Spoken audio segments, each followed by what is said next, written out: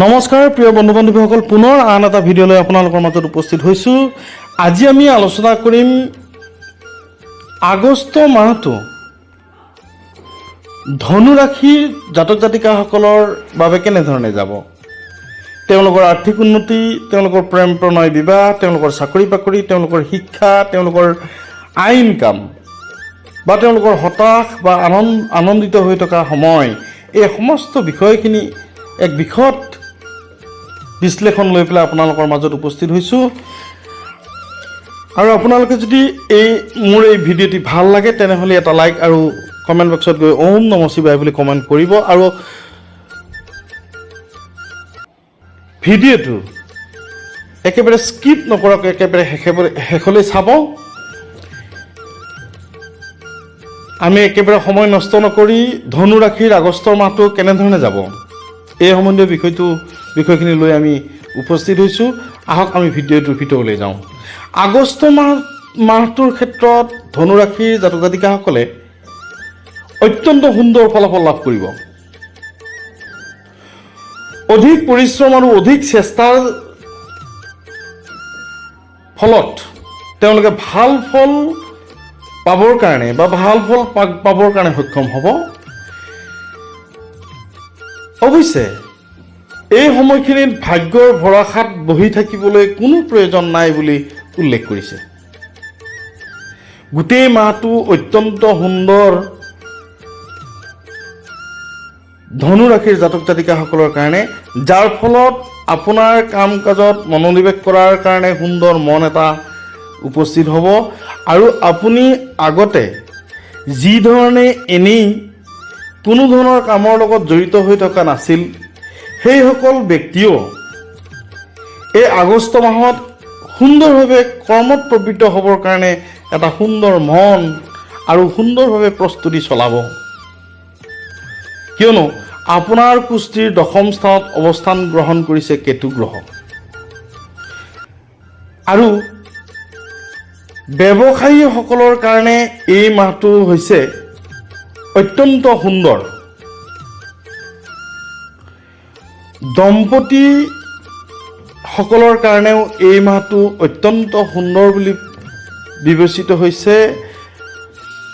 আৰু স্বাস্থ্যৰ বিশেষভাৱে উন্নতি হ'ব ধনুৰাশিৰ এই মাহটোত। পাৰিবাৰিক জীৱনত উৎপত্তি হোৱা বিভিন্ন সমস্যাৰ সমাধান হ'ব। আৰ্থিক দিশত অত্যন্ত সুন্দৰ।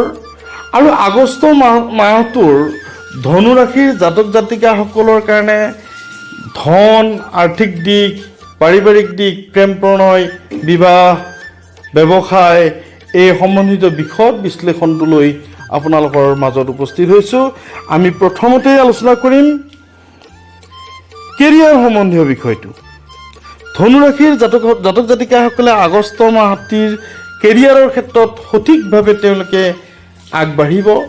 কিছু সমস্যাৰ সৃষ্টি হ'ব যদিও তেওঁলোকৰ ধৈৰ্য আৰু পৰিশ্ৰমৰ বলত তেওঁলোকে সাফল্যমণ্ডিত হ'ব পাৰিব। চাকৰি পৰিৱৰ্তনৰ চেষ্টাত যিসকল ব্যক্তি চেষ্টাত আছে, সেইসকল ব্যক্তিৰ নিজৰ যোগ্যতা অনুযায়ী তেওঁলোকে নিজৰ পদোন্নতি লাভ কৰিব। আৰু তেওঁলোকৰ স্থান পৰিৱৰ্তন অৰ্থাৎ নিজৰ ইচ্ছামতে তেওঁলোকৰ চাকৰি বদলীকৰণৰ সুবিধা লাভ কৰিব। মাহৰ শেষৰ ফালে কৰ্মক্ষেত্ৰত অৱশ্যে বিভিন্ন ধৰণৰ সমস্যাৰ সৃষ্টি হ'ব পাৰে। আৰু ধনু ৰাশিৰ জাতক জাতিকাসকলৰ কাৰণে অত্যন্ত গুৰুত্বপূৰ্ণ কথা হৈছে যে আগষ্ট মাহত তেওঁলোকৰ পুৰণা যি কাম কাজ আজি কিছু বছৰ আগত বা কিছু দিনৰ আগত তেওঁলোকে বন্ধ কৰি ৰাখিবলগীয়া হৈছিল, সেই কাম কাজ পুনৰ তেওঁলোকে আৰম্ভ কৰিব পাৰিব। এই ক্ষেত্ৰত তেওঁলোকৰ বন্ধুবৰ্গ বা অন্য ঘৰুৱা পাৰিবাৰিক অন্যান্য সদস্যসকলৰ সমৰ্থন থাকিব। আৰ্থিকভাৱে তেওঁলোকে সহায় পাব, আৰ্থিকভাৱে তেওঁলোকে সহযোগিতা পাব। অৰ্থাৎ প্ৰতিটো কামতেই তেওঁলোকৰ সমৰ্থন আৰু সহায় সহযোগ লাভ কৰিব। আগষ্ট মাহৰ প্ৰতিটো দিনেই ধনুৰাশিৰ কাৰণে খুব সুন্দৰ বুলি বিবেচিত হৈছে। অৱশ্যে এই ক্ষেত্ৰত চেষ্টা আৰু পৰিশ্ৰমৰ কথাও জড়িত হৈ আছে। যিসকল ধনুৰাশিৰ জাতক জাতিকাই চেষ্টা আৰু পৰিশ্ৰম এৰি নিদিয়ে, সেইসকল ব্যক্তি বা সেইসকল জাতক জাতিকাই, ধনুৰাশিৰ জাতক জাতিকাই ব্যৱসায়িক সফলতা লাভ কৰিব, অৰ্থ লাভ কৰিব, তেওঁলোকৰ মনৰ আশা পূৰ্ণ হ'ব, তেওঁলোকৰ চিন্তা ভাৱনা ইত্যাদিবিলাক বাস্তৱায়িত হ'ব। গতিকে ধনুৰাশিৰ জাতীয় ব্যক্তিসকল আগন্তুক মাহটো অত্যন্ত সুন্দৰ বুলি বিবেচিত হৈছে। আৰ্থিক দিশত ধনুৰাশিৰ জাতক জাতিকাসকলে কেনেধৰণে এই মাহটো পাৰ কৰিব? আৰ্থিক জীৱনত ধনুৰাশিৰ জাতক জাতিকাসকলে মধ্যমীয়া পৰিণাম ভোগ কৰিব এই আগষ্ট মাহটো। তেওঁলোকৰ আয় সঠিকভাৱে হ'ব যদিও ব্যয় অত্যাধিক হ'ব পাৰে। অৰ্থ লাভ হ'ব যদিও তেওঁলোকৰ অৰ্থ ব্যয়ে তেওঁলোকক চিন্তিত কৰিব। বৃহস্পতিৰ প্ৰভাৱত আৰ্থিক পৰিস্থিতি উন্নত হ'ব।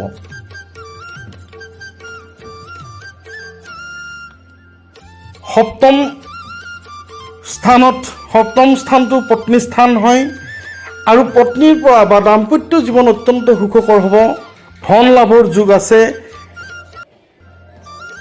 অৰ্থৰ ব্যয় আৰু অৰ্থ উপাৰ্জনৰ ক্ষেত্ৰত যদি ভাৰসাম্যতা বজাই ৰাখিব পাৰে, তেনেহ'লে আৰ্থিক পৰিস্থিতি দূৰ হ'ব। আৰ্থিক মোকাবিলা বা আৰ্থিক পৰিস্থিতিৰ সৈতে মোকাবিলা কৰিবলৈ সক্ষম হ'ব। ব্যৱসায়ৰ ক্ষেত্ৰত মুনাফা অৰ্জনৰ ক্ষেত্ৰত অত্যন্ত সুন্দৰ বুলি বিবেচিত হৈছে। আমি স্বাস্থ্যৰ ক্ষেত্ৰত আমি আহিছোঁ। ধনুৰাশিৰ জাতক জাতিকাসকলৰ কাৰণে স্বাস্থ্যৰ অত্যন্ত সুন্দৰ বুলি বিবেচিত হৈছে এই মাহটো। অৱশ্যে যিসকল জাতক জাতিকা ৰোগীয়া বা আজি কিছুদিনৰ পৰাই ৰোগাক্ৰান্ত হৈ আছে, সেইসকলৰ কাৰণে কিছু স্বাস্থ্যৰ সমস্যা উৎপন্ন হ'ব পাৰে। মাহৰ প্ৰথম সপ্তাহতে এই স্বাস্থ্য সমস্যা দেখা দিব পাৰে। বিশেষকৈ পেটৰ সমস্যা বা বাহুৰ সমস্যা, নাৰ্ভৰ সমস্যা আৰু মূৰৰ বিষৰ সমস্যা পাব ধনুৰাশিৰ জাতক জাতিকাসকলে। অৱশ্যে চকুৰ সমস্যাও দেখা দিব পাৰে ধনুৰাশিৰ জাতক জাতিকাসকলক। ধনুৰাশিৰ প্ৰেম সম্বন্ধীয় বিষয়খিনি এনেকুৱা ধৰণৰ, গোটেই মাহটোৱেই ধনুৰাশিৰ কাৰণে প্ৰেম, বিবাহ ইত্যাদিৰ ক্ষেত্ৰত কিছু সমস্যাই দেখা দিব পাৰে ধনুৰাশিৰ জাতক জাতিকাসকলক। এই মুহূৰ্তত প্ৰেমিকাই প্ৰেমিকক নুবুজিব পাৰে বা প্ৰেমিকে প্ৰেমিকাক নুবুজিব পাৰে। এই এমাহত যিকোনো কাৰণতে মনোমালিন্য হ'ব পাৰে প্ৰেমাস্পদৰ মাজত আৰু বিভিন্ন সমস্যা উৎপন্ন হ'ব পাৰে। গতিকে এই সময়খিনিত নিজক নিয়ন্ত্ৰণ কৰিবলৈ শিকক আৰু প্ৰেম সম্বন্ধীয় বিষয়ত বহুত ভিতৰলৈ সোমাই নোযোৱাটোৱেই বেছি ভাল হ'ব। ধনুৰাশিৰ দম্পতীসকলৰ ক্ষেত্ৰত এই মাহটো কিছু অসুবিধা হ'ব। তেওঁলোকৰ ভুল বুজাবুজিৰ সৃষ্টি হ'ব পাৰে। বিশেষকৈ স্বামী স্ত্ৰীৰ মাজত ভুল বুজাবুজিৰ সৃষ্টি হ'ব পাৰে। শ্বশুৰ শাশুড়ী অৰ্থাৎ শহুৰ শাহুৰীৰ লগত তেওঁলোকৰ কাজিয়া, মনোমালিন্য ইত্যাদিৰ সৃষ্টি হ'ব পাৰে। মাহৰ শেষৰ ফালে অৱশ্যে জীৱনসংগীৰ ব্যৱহাৰ আৰু পৰিৱৰ্তনে এই সমস্যাৰ সমাধান লাভ কৰিব। পাৰিবাৰিক ক্ষেত্ৰত ধনুৰাশিৰ জাতক জাতিকাসকলৰ জীৱন ঠিক ঠাকেই চলিব। ভাই ককাইৰ যি মৰম চেনেহ, শ্ৰদ্ধা ভক্তি অটুট থাকিব। পাৰিবাৰিক আলোচনা বিলোচনা ইত্যাদিৰ ক্ষেত্ৰতো সঠিকভাৱে আগবাঢ়িব যদিও পতি পত্নীৰ ভুল বুজাবুজি কিছু অসুবিধাৰ সৃষ্টি কৰিব আৰু সন্তানৰ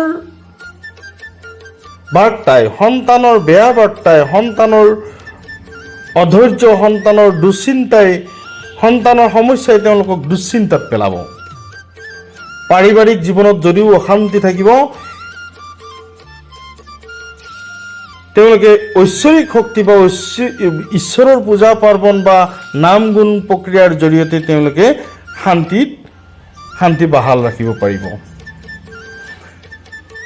গতিকে বন্ধু বান্ধৱীসকল, ধনু ৰাশিৰ জাতক জাতিকাসকলৰ ক্ষেত্ৰত তেওঁলোকে কিছু সাৱধান হোৱাৰ প্ৰয়োজন আছে। আৰ্থিক দিশত বা দাম্পত্য জীৱনত কলহ, মনোমালিন্য বা টকা পইচা লেনদেনৰ ক্ষেত্ৰত অসুবিধাৰ সৃষ্টি হ'ব পাৰে। সেয়ে তেওঁলোকে দেৱাদিদেৱ মহাদেৱৰ নাম লৈ এই মাহটো কটাবৰ কাৰণে প্ৰস্তুতি বা প্ৰত্যাহ্বান ল'ব লাগিব। বন্ধু বান্ধৱীসকল, পুনৰ আন এটা ভিডিঅ'ৰ সৈতে আপোনালোকৰ লগত দেখা হ'ব। ধন্যবাদ।